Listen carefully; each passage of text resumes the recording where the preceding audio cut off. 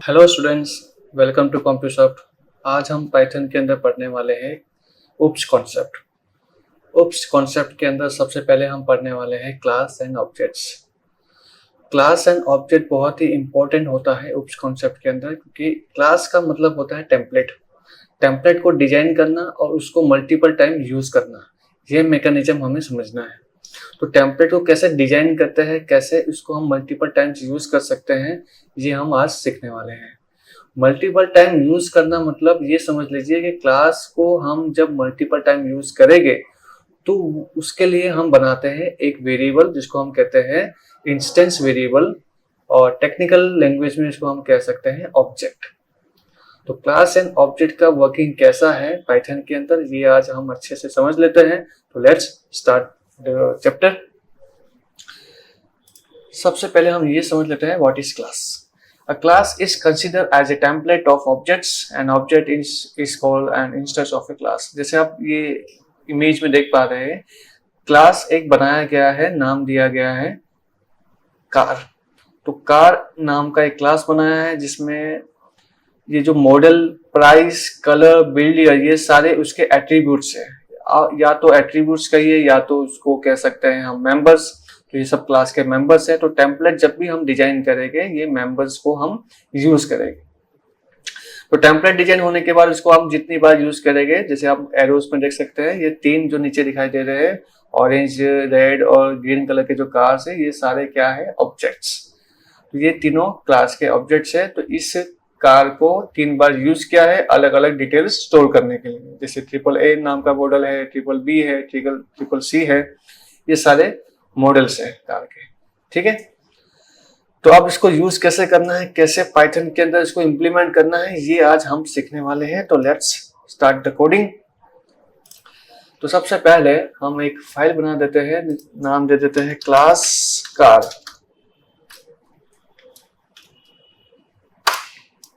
तो क्लास बनाने के लिए आपको सबसे पहले लिखना है क्लास और नाम दे देते हैं कार। आप कैपिटल लिख सकते हैं, स्मॉल भी लिख सकते हैं, सब कुछ अलाउ है, जैसा आपको ठीक लगे। क्लास के अंदर हमें फंक्शंस बनाने जरूरी होते हैं। बिना फंक्शन के आप कोई काम कर सकते हैं नहीं। तो जितने भी टास्क रहेंगे हमारे सब फंक्शंस में रहेंगे। तो मैं फंक्शन बना रहा हूँ, नाम दे रहा हूँ इन्फो। फंक्शन के पैरामीटर में एक कीवर्ड आपको जरूर लिखना है जिसका नाम है सेल्फ।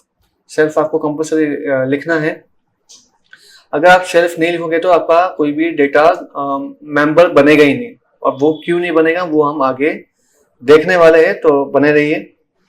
यहाँ पे हम according to the question details user से इनपुट लेंगे। सबसे पहले कार का मॉडल, तो वेरिएबल का नाम रख देते हैं मॉडल।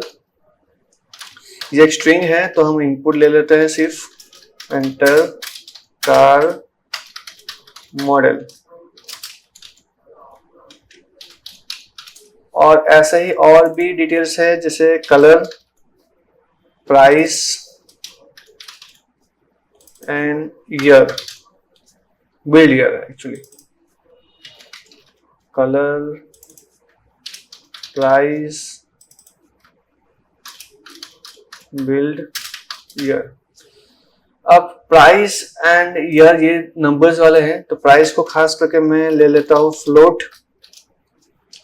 अब फ्लोट इसलिए लिया है क्योंकि मैं पॉइंट में टाइप करने वाला हूं और यहाँ पे मेंशन करूंगा कि सारे जो प्राइस हो गए वो मेरे लैक्स में हो गए, क्योंकि लैक्स से कम तो होता ही नहीं है वैसे, तो लैक ही लेना सही रहेगा। ईयर को आप नंबर्स में ले सकते हैं, इंटीजर्स में ले सकते हैं। तो ये काम हो गया हमारा एक फंक्शन का। दूसरा एक फंक्शन बना रहे हैं, नाम दे देते हैं डिस्प्ले, जिसमें सारा डिटेल्स डिस्प्ले होगा। और इस फंक्शन में भी आप कीवर्ड सेल्फ जरूर लिखोगे। ये फंक्शन में हम जनरली सारी डिटेल्स को प्रिंट ही करेंगे। जैसे सबसे पहले मॉडल को हम प्रिंट कर देते हैं। अब जैसे मैं प्रिंट करने की कोशिश कर रहा हूं तो यहाँ पे मुझे वार्निंग्स आने शुरू हो गए।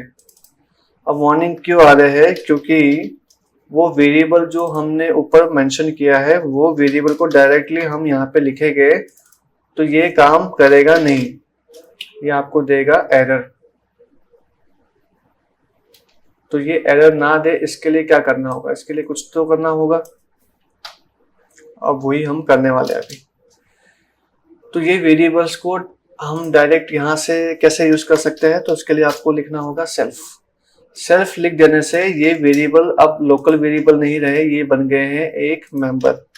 तो क्लास के मेंबर बनाने के लिए आपको सेल्फ लिखना जरूरी है और यहाँ पे भी सेल्फ लिखना जरूरी है। सेल्फ लिखने से फिर आप इसके डेटा को दूसरे फंक्शन में भी एक्सेस कर सकते हैं। तो यही चीज को हमें ध्यान में रखना है ताकि आगे कोई भी दिक्कत ना हो क्लास एंड ऑब्जेक्ट प्रोग्राम के अंदर। ठीक है, तो ये सब तो हो चुका है। अब क्लास सब कुछ बनने के बाद अगर आप प्रोग्राम को अभी रन करते हो तो ब्लैंक आएगा, कुछ नहीं आएगा, बिकॉज क्लास तो बन गया है, टेम्पलेट बन गया है, लेकिन इसको यूज करना होगा तो उतने हमें ऑब्जेक्ट बनाने पड़ेंगे। तो ऑब्जेक्ट एक बना देते हैं। कैसे बनाते हैं ध्यान से देखिएगा। ऑब्जेक्ट 1 लिखिए, फिर आप कार का नाम लिख दीजिए। इसी प्रकार से ऑब्जेक्ट 2 लिखिए। तो यहाँ पे हमने 2 ऑब्जेक्ट बना दिया। तो 2 ऑब्जेक्ट बना दिया मतलब आप 2 कार की डिटेल्स, इंफॉर्मेशन सब कुछ आप स्टोर कर सकते हो। तो इसके लिए आपको ऑब्जेक्ट 1 से पहले इंफॉर्मेशन कॉल करना होगा, फिर ऑब्जेक्ट 2 से भी इंफॉर्मेशन कॉल करना होगा। उसके बाद अब मैं सेकेंड ऑब्जेक्ट से डिस्प्ले भी कॉल करूंगा और फर्स्ट ऑब्जेक्ट से भी डिस्प्ले कॉल करूंगा। अब मैंने डिस्प्ले जो है सबसे पहले सेकेंड ऑब्जेक्ट से किया है, तो सेकेंड ऑब्जेक्ट से जो इन्फॉर्मेशन मिला होगा वो पहले डिस्प्ले होगा। ठीक है, तो ये डिपेंड करता है कि आप किस ऑर्डर में लिख रहे हो, उसी ऑर्डर में प्रोग्राम एग्जीक्यूट होता है। तो कार का मॉडल हमने लिख दिया ए, रेड कलर का कलर है, कुछ प्राइस लिख दिया इन लैक्स, ये हो गया मॉडल ईयर। अब यहाँ पे हम लिख देते हैं ये सेकेंड कार की डिटेल्स। एक लाइन छोड़ दे तो अच्छा रहता, बट ठीक है, ध्यान रखेंगे। चलो, 2 कार की इंफॉर्मेशन हमने इनपुट किया और दोनों को प्रिंट कर दिया गया है, लेकिन सबसे पहले प्रिंट हुआ सेकेंड कार की इंफॉर्मेशन और उसके बाद फर्स्ट कार की, क्योंकि लिखा ही हमने ऐसा है, पहले ऑब्जेक्ट 2 को डिस्प्ले किया फिर ऑब्जेक्ट 1 को डिस्प्ले किया। That's right. सो अब यहाँ पे जैसे एक लाइन छोड़ने की यहाँ पे जरूरत थी, तो एक लाइन ऐसे स्किप कर देते हैं खाली प्रिंट से। अब टोटल भी हमें प्रिंट करना है, तो एक टी वेरिएबल ले लेते हैं यहाँ पे कहीं पे, जिसमें हम लिखेंगे ऑब्जेक्ट 1 का प्राइस प्लस ऑब्जेक्ट 2 का प्राइस। अब इनके प्राइस का जो टोटल है वो हम यहाँ पे प्रिंट कर देते हैं, टोटल प्राइस इस टी, और साथ में ये भी प्रिंट करूंगा कि ये लैक्स में है, जैसे यहाँ पे भी हम प्रिंट कर सकते थे लैक्स। तो देखिए रन करके,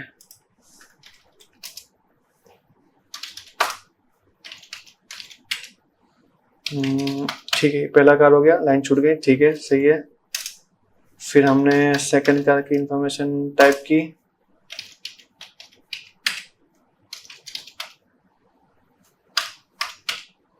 तो वो भी प्रिंट हो गई। देखो लैक लिखा हुआ आ रहा है तो एकदम सिस्टमेटिक दिख रहा है, और ये कुछ उसका टोटल भी आ गया जो कि ठीक ठाक ही है।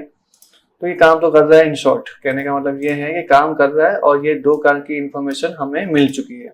बट अगर मुझे ऐसा करना हो कि हमें n नंबर ऑफ कार की डिटेल्स स्टोर करनी है, तो हम n नंबर ऑफ ऑब्जेक्ट कैसे बनाए, यूजर की चॉइस के हिसाब से, यूजर के हिसाब से हमें n नंबर ऑफ ऑब्जेक्ट बनाना है। यूजर बोलेगा 5 तो 5, यूजर बोलेगा 10 तो 10।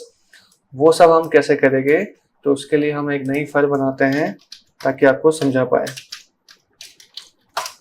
तो उसके लिए आपको कार की जो क्लास है उसमें कुछ चेंजेस नहीं करना है, टेम्पलेट ऑलरेडी बन चुका है और सही बना है, करना कुछ यहीं पे है चेंजेस।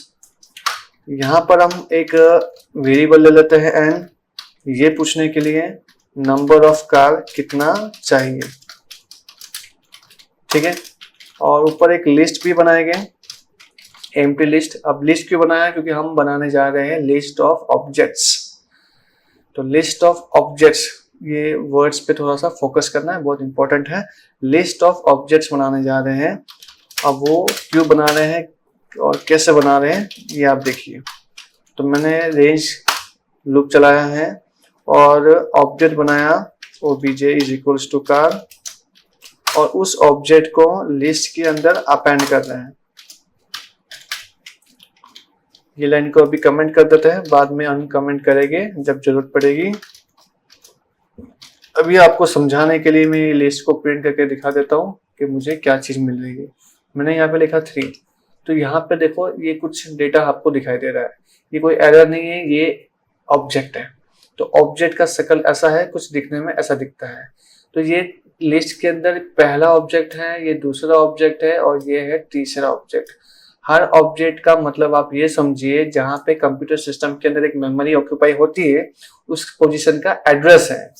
तो ये एड्रेस देखिए, लास्ट का 4-5 डिजिट देखिए, A6A50 ये पहला एड्रेस है, 28A50 सेकंड हो गया, और ये 285B90 ये थर्ड हो गया। तो इस तरह से अलग अलग एड्रेस है अलग अलग ऑब्जेक्ट का। अब ये एड्रेस मैंने सिर्फ आपको समझाने के लिए प्रिंट किया था, हमें सिर्फ लिस्ट के अंदर अपेंड करना है, इसको प्रिंट करने की कोई जरूरत नहीं होती है। एक और तरीके से आपको समझाता हूँ।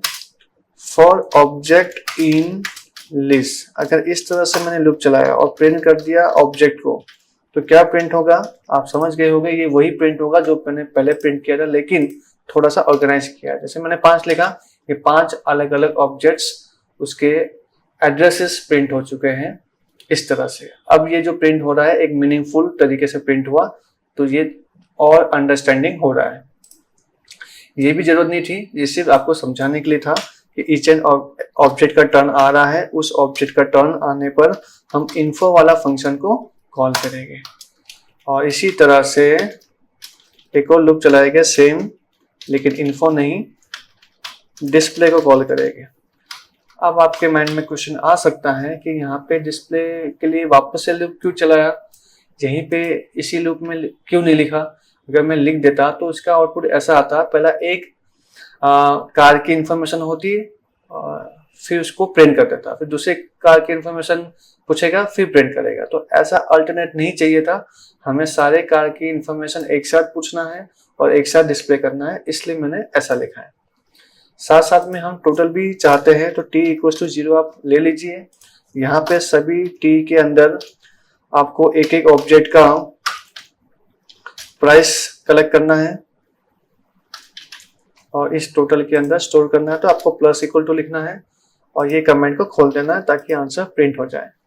तो आई थिंक ये हो गया है, एक बार रन करके जरूर देखेंगे। कार की इंफॉर्मेशन कितना रखे, 3 रख देते हैं।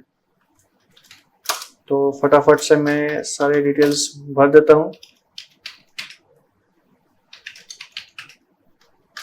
ये सेकंड कार की इंफॉर्मेशन है,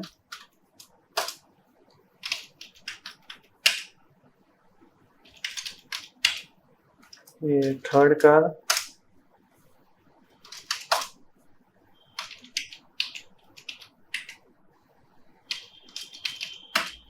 तीनों कार की इंफॉर्मेशन आ चुकी है ठीक ठाक तरीके से, और लास्ट में टोटल भी आ चुका है। तो ये सही आ रहा है एकदम, ठीक है। होप आपको ये अच्छे से समझ में आ रहा होगा। बहुत इंपॉर्टेंट टॉपिक है, ओप्स कॉन्सेप्ट के अंदर क्लास एंड ऑब्जेक्ट तो आना ही चाहिए।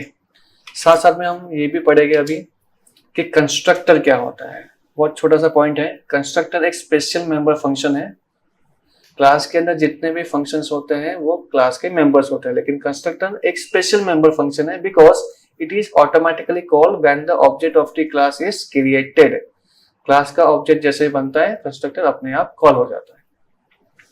यहाँ पे एक एग्जांपल दिया है कि कंस्ट्रक्टर एक फंक्शन ही होता है, लेकिन सबसे पहला फंक्शन जो ऑटोमेटिकली कॉल होना चाहिए उसी को हम कंस्ट्रक्टर बनाते हैं, और उसका नाम यही रहेगा। सेट है पहले से फिक्स है, $_init $_। init का मतलब होता है इनिशियलाइज, तो $_ से शुरू करना है, init लिखना है, फिर $_ लिखना है, यही नाम का फंक्शन रहेगा, फिक्स है। तो हमारे केसेस में जो हमने कोड लिखा था अभी एग्जांपल, इसमें सबसे पहला फंक्शन कौन सा रन होना चाहिए, इन्फो। तो इसी को हम चेंज कर देंगे, इसका नाम $_ init $_। ये नाम लिखने से क्या फायदा होगा, इससे ये होगा कि ये लूप जो हम यहाँ पे चला रहे थे ये हम हटा देंगे, बस इतना हमें रिलैक्स मिल जाता है। तो जब आप रन करोगे, जैसे आपने 2 कार की इंफॉर्मेशन यहाँ पे लिखनी चाहिए,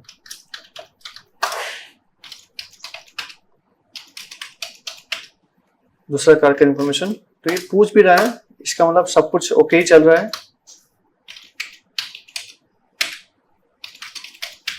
तो ये डिटेल्स आ गई, नो डाउट एकदम परफेक्टली काम कर रहा है और ये एब्सोल्युटली करेक्ट है। तो इसको आप ध्यान से समझिएगा। इस तरह से हम काफ़ी सारे एग्जाम्पल्स और सॉल्व करेंगे। आपको मैं टास्क दे रहा हूँ जो आप करोगे, और नहीं समझ में आया तो मुझे ज़रूर पूछोगे, वो ये है। तो ये 2 एग्जाम्पल हो गया, ये आप पढ़ के समझ के ट्राई करोगे। इसके अलावा 2 और है, वो है ये सारे क्वेश्चंस को प्रैक्टिस कीजिए, समझिए, बहुत इंपॉर्टेंट है ये टॉपिक। और अगर हो जाता है तो आगे हम नेक्स्ट टॉपिक इनहेरिटेंस जरूर पढ़ेंगे। तब तक के लिए goodbye, take care and thank you.